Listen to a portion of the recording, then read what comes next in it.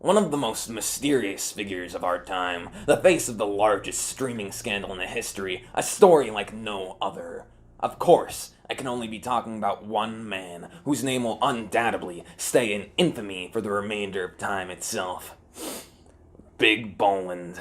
You've probably heard the name passed on through generations, but who was this legendary outlaw, this one soul who was able to single-handedly steal millions of dollars from society, successfully evade the clutches of domestic and foreign governments and mercenaries alike, as well as create a sense of intrigue which inspired a revolution the likes of which had never been seen before? Little is known regarding Boland's past. In fact, prior to the release of his streaming service, authorities have found very little records of his existence at all. However, unsubstantiated rumors report of a man similar in description to Boland, who was known to take residence in the mansions of rich tycoons while they were on lavish vacations. Besides the purported house squatting, there's no evidence of any prior criminal wrongdoing, which is why what happened next was so unexpected. On the 1st of October 2019, a feat believed to be constricted to the realm of science fiction was brought to life. At 4:20 p.m. PST, every television, cell phone, and every piece of technology with a screen sparked to life across the globe, translated into the most spoken language in each country played.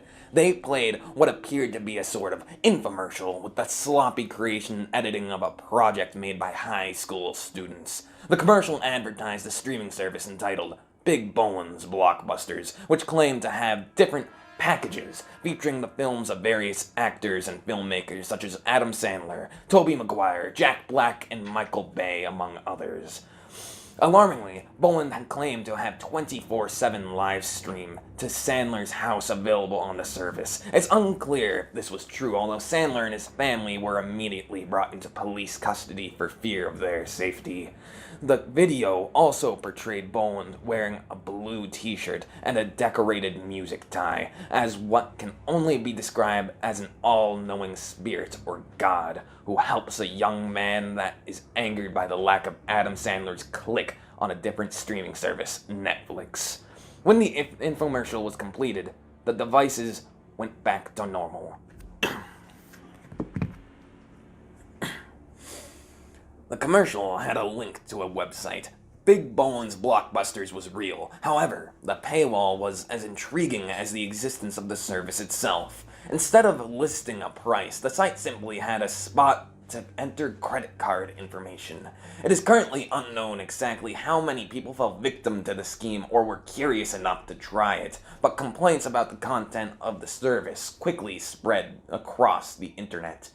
It became clear that rather than actually feature any of the movies advertised, the streaming service simply instead featured hastily made recreations of the films in question, each starring Boland himself in every single role. Additionally, every film had a large B watermark in the center of the frame, making them virtually unwatchable. The government, along with the press, immediately tried to locate Boland and get to the bottom of the event. However, after an unsuccessful month with no leads and no interesting advancements in the case, most gave up. The following week, an anonymous tip came in informing the FBI of a Los Angeles mansion that Boland was currently residing in. Upon raiding the home, agents found piles and piles of tax evasion notices, along with other evidence of Boland, but the man himself was nowhere to be found. Obviously pestered with questions, Boland's co-star in the commercial, Dan, agreed to give an interview. My experience on the commercial was Big Boland, he pulled me into his office, he said, "Hey, I got a gig for you." I said, "Okay, yeah, let me in on it." He said he'd pay me on the back end. So I was like, alright, well I need the money and the publicity, so I signed up for it. And my first impression of Big Boland was that he was kind of like, I don't know, kind of creepy in a way, because all of the ways he went about producing the film, just kind of off-putting, really. And I've heard reports that after the video came out, people checked out the website. They thought, oh, hey, I can get all of these movies on a wonderful service. And they were a total sham. He starred one-man act in every single movie that he claimed to have the licensing to. And after we were done, I expected my payment, at least follow through. And now he just kicked me out the door and he vanished. The company was disbanded after they found out about tax fraud and evasion. And yeah, that's my experience with Big Boland. Okay, and you do you know where he is right now or no? No, I don't. I wish I knew, but after he kicked me out the door, he just, like I said, vanished into thin air. He changed his mailing address and no one could get to him. Wow. He blocked me on everything, so. Thank you, Dan. Yeah, You heard it here first, folks. Big Boland. He's not a good man. Where is he now? The lead came when a news source was interviewing citizens at an LA mall about Boland's disappearance. The reporter randomly chose to interview a man in a red shirt eating food in the food court. Before even being prompted about Boland, the man, in a phony Mexican accent, denied any knowledge about the mysterious figure. Then, Dan, who happened to be on the scene, recognized the man. It was Boland in disguise, wearing fake red Netflix clothing to mask his true blue t-shirt underneath. When he realized the jig was up, Boland fled from the scene and successfully escaped. Months passed. A worldwide manhunt ensued. There were rumors of Boland sightings almost every day. Pictures surfaced of Boland laying low in a Mexican brothel, and another of him sipping a martini on top of the Eiffel Tower. Every time U.S. officials thought they had him, Boland was one step ahead. Obama? Okay. Hello, fellow Americans. I just want to assure the American people that we are doing everything in our power to apprehend the criminal mastermind who goes by the mantra, Big Boland. Excuse me. Making a Hot Pocket. I quite like Hot Pockets.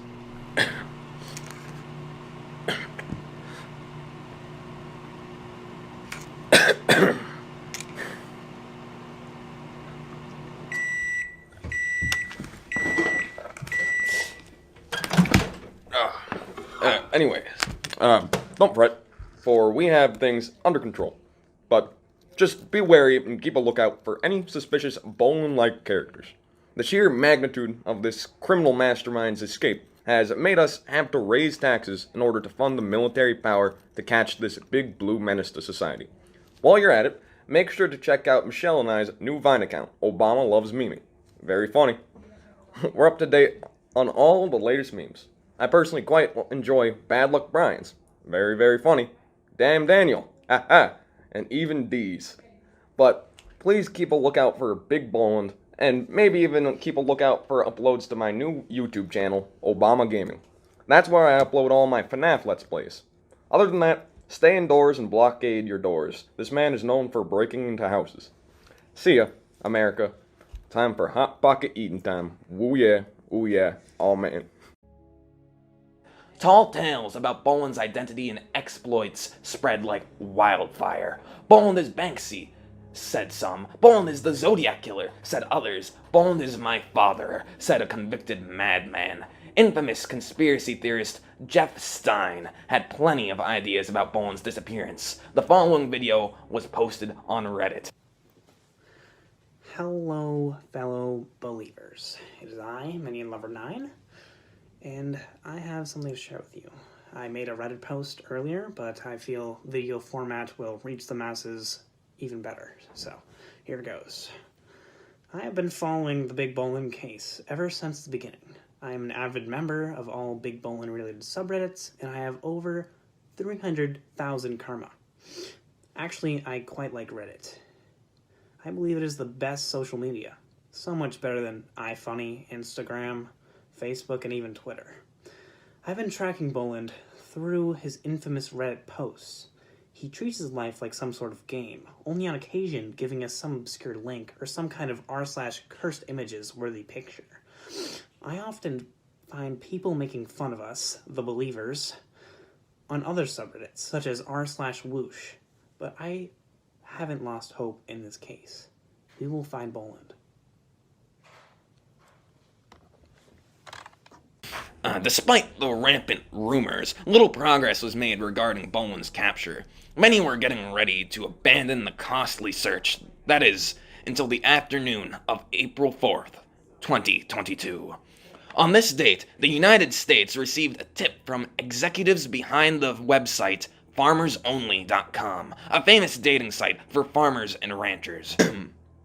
They informed the government that an account had been created in the name of one big B winky emoji, with the location simply stated as Siberia. His caption read, "Mysterious man looking for a companion, someone to make some sense in this crazy universe. Don't mind the cold, and don't mind the hot either, haha, XD."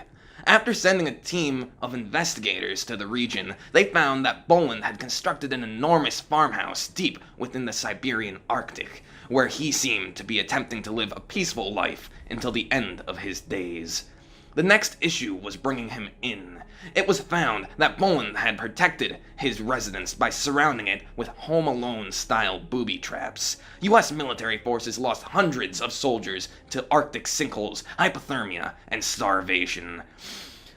It was clear that the government needed a new strategy to apprehend Boland. The solution came with FarmersOnly.com. Okay. After creating a fake profile for a gun-toting, anti-government Southern cowgirl named Ophelia Texas, the government sent the following message to Boland. "Hey bro, you up?" Obviously, many were highly doubtful of the plan's success. Shockingly, Boland responded in approximately 15 seconds. "Hey, gorgeous," triple winky face. The following conversation ensued. "How's it going, handsome?" Triple heart emoji. "Just fine, beautiful. You? Living the dream. Wanna meet up?" "Sure, come to this address, lol." "You got it," point of ellipsis, smile. And then, for some unknown reason, Boland left his highly advanced, technologically protected farmhouse, where he was guaranteed safety, and instead traveled to the address sent to him by an obviously fake Farmers Only account, which happened to lead him to a universally known high-security prison. Armed forces immediately apprehended him and walked him into a cell. Boland remained in prison for 18 years. It was here, ironically, where Boland had his greatest impact on the world. Boland's mysterious persona had actually created a legion of fans, calling themselves the Bo-Leavers. They turned Boland into a leader of a political movement that criticized the wealthy and the 99%, not unlike what is depicted in the film Joker, a film that Boland has been proven to have a fascination with, and which he spoofed with his own horrific version that can be found on Big Boland's blockbusters. The Bo-Leavers believed that the streaming service was a scam that tricked the wealthy into giving Boland their money, with which he would have distributed to citizens of the lower class if the government had not turned him into the victim of a manhunt. His hatred of Netflix for not putting certain films on the service symbolized the huge, wealthy corporations taking advantage of the people. They also felt his squatting in mansions was another symbol of taking back what the wealthy owed the poor, and the higher class getting what they deserve. More and more began to join the Believers. Soon, there were riots in the streets, people around the world wearing blue t-shirts and setting fire to wealthy neighborhoods. They shouted, among other things, "Believe in Boland, and give us click." When asked to comment about the revolution he had inspired, Boland looked confused. Riots? All I wanted were some... The government was able to successfully fend off numerous attempts to free Boland. In fact, prison officials became so caught up in detaining Bo-Leavers that they forgot to keep checking in on Boland. At one point, an intern suggested that they make sure he was still there. What happened next was caught on camera. See, I told you, he's right here, safe and... In the chair was not, in fact, Boland, but rather actor Rob Schneider. Boland was later spotted being carried in the streets by a mob of angry Believers with torches. The grainy footage seems to show a smile slowly emerging on his face. What happened to Boland next, only God knows. Some say he continued to live in people's mansions and steal from the wealthy. Others believe he maintained Big Boland's blockbusters, continuing to create terrible content for his 10 subscribers. Me? I think that he's probably out there somewhere, maybe informing others of his own legend, and perhaps inspiring others to continue to live out his message. But what was his message? I guess that's for you to decide. As for those who still wish to find me, I'm waiting.